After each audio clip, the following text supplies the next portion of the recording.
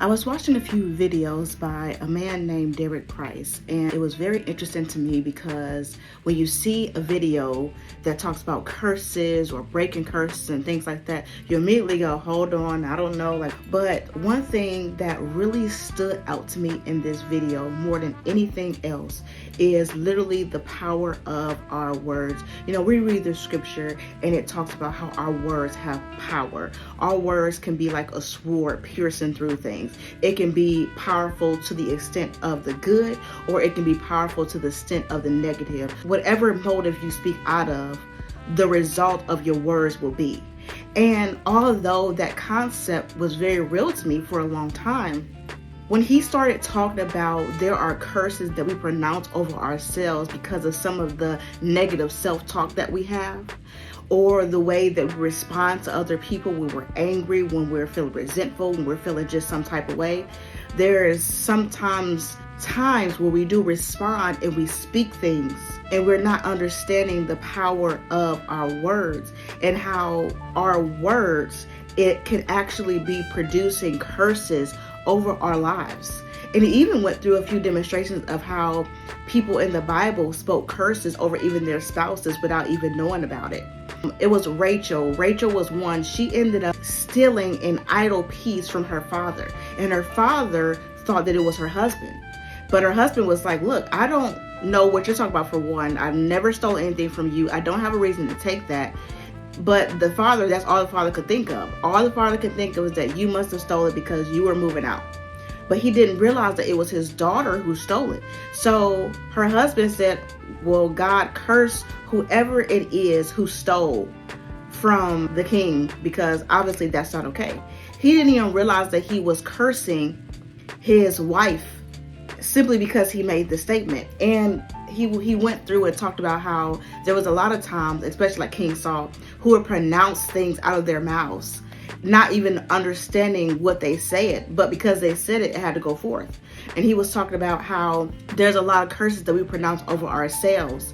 When we say negative things towards ourselves, we're constantly speaking negativity and we're speaking a curse over our lives.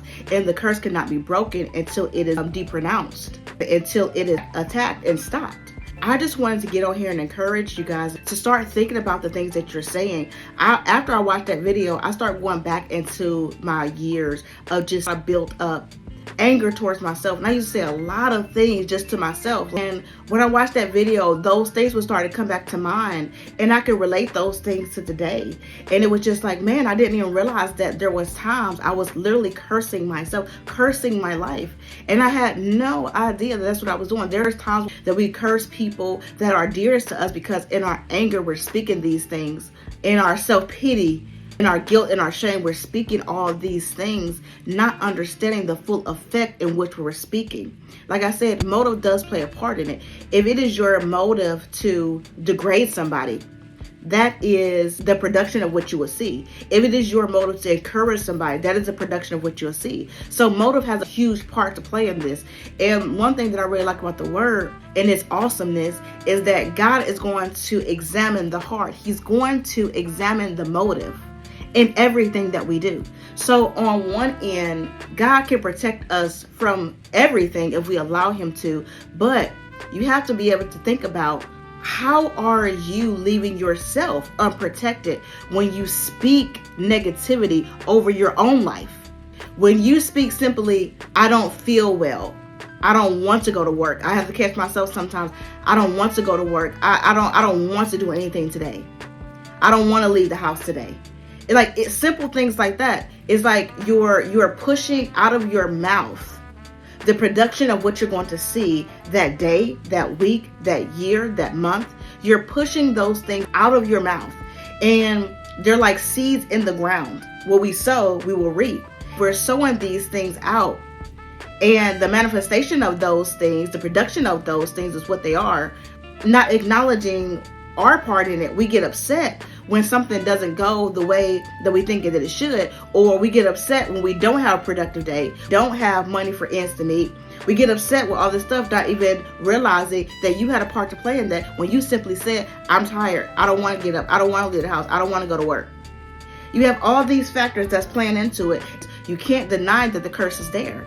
And so I just wanted to get on here. Like I said, it's Derek Prince, and he has a few videos out. I just want to encourage you to be mindful of the things that you're speaking out of your mouth, because it really is going to be the production of what your life is lived through. And we want to live the fullness life that God has given us, that God has ordained for us to live. We don't want to just live an ordinary life. We want to live a life that God has predestinated for us. We don't want to limit ourselves. We definitely don't want to block blessings from ourselves, but not even that. We don't want to block relationships. We don't want to block our relationship with God, manifest our relation with the enemy, discount relationships that we will build through our family, through our friends, through marriages. That's God ordained simply because of what we're speaking out of our mouth. So it is my encouragement for you today to speak life over everything that you have. Speak life over your home. Speak life over yourself, over your children, over your relationships, over your family, over your health, over your finances. Speak life to those things, because the more you speak life, the more life you're going to produce. More long life will be lived. That's God ordained life, not the life that we're perceiving ourselves to live, or not the life that we're speaking of ourselves to live. So with that encouragement, I pray that you have a blessed rest of your day.